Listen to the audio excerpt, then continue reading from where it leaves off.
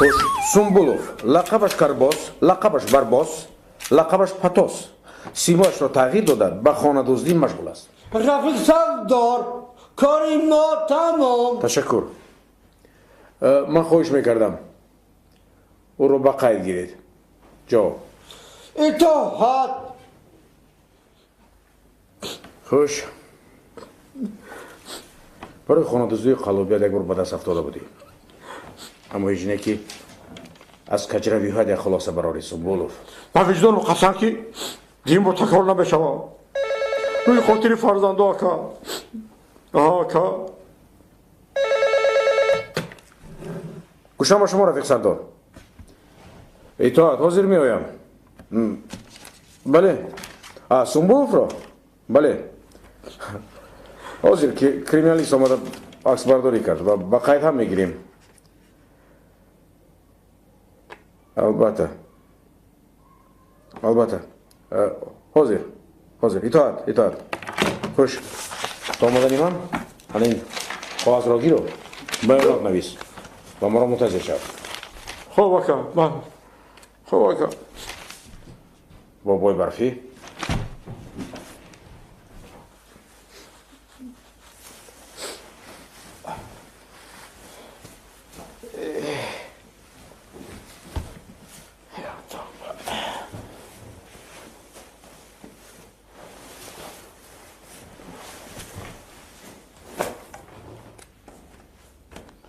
السلام علیکم بچه جون. میبخشید سوالی نوی کرده این چیه؟ بیاید ماماشکا. همین رفیقی همین سردار دیدنی بود. چی ما با دردتان معلم شده نمیتونیم. دهانتان رو کشادن گیرید. علاج کار در دست خودمون گپ زنید. یک کار قدی فرستاده میکزد. گپت درسته بچم، لیکن مده همین سردار نازیم و فلازیم بود بچم. من همو ماماکی ولسپیتسفورم خدا بگیره ولسپیتسفوریشه بچم. شاید شما خبر داشته باشید. بله به من حسابا داده بودن، لیکن فراموش کردم که یک به خاطرم بیاره. راست دیگه بچه پشت ناخماری کار بود بچه، موقع کاری نبوده که همین کیم کهیو همین نویره که من با ولسپیدش در اده و شلاف پای همون سفیده بچم اندکی خراشته بود. اگر بچم قانون میره نقص بفهمم در پیش قانون بچم سوزن دزده بچم شتر دزده بچم. هم وقتا کن در قوغاز جمع کردن و پرسجو کردن و کیمچی گرفتن و زبان خط گرفتن و بیانات گرفتن و بعد دیگه سراغ نکردن آخری برای ما اومدن بچه. کارتون لای ماماشکا تمام. خطی نبیرتون از سیبیر میاد. کپاش دود کرد تمام. گوسود و نبیره شما رو من میدونم 50 تا زدگی، بعد پای همون مسافرت زده تلخون کردگی. نمکه با مسافرت آمده بود گرسوخته. عریضه نوشت که ولسپید سوار جوابگر کننگ گفته دو پوشه در هم موزه انداخته است. دیگه علاج نداریم، ما سود میکنیم تمام. این وظیفه ما. اینه بچم ها بچم. لیکن شما پروا نکنید ماماشکا. هم من سلامت باشم من شما رو دستگیری میکنم. معلش نیکی کنو به دریا پرتا گفتیم و مصطفی در راستی گپ بین خودمون دلش افتان در کار. فهمیدید؟ لیکن بی پول سخنت اثر ندارد میگن. در عرفه سال نباشد نبیرتون تمام کپش دود نکند. خطش از سیبیر میاد. راست گوسود بعد 100% گپ تو خوریه بچم. این با مرکی تگ ساله سیبخیر نیست. حاضی رفته دلی مسافیده بچم هم میام. دای دواش میگذره بچم. شما با مشکل توزه گل گمراه بودید بخدا و مسافت پول از دست شما نمیگیره. چی مسئلت مومیتی چیکار کنیم بچم آخی؟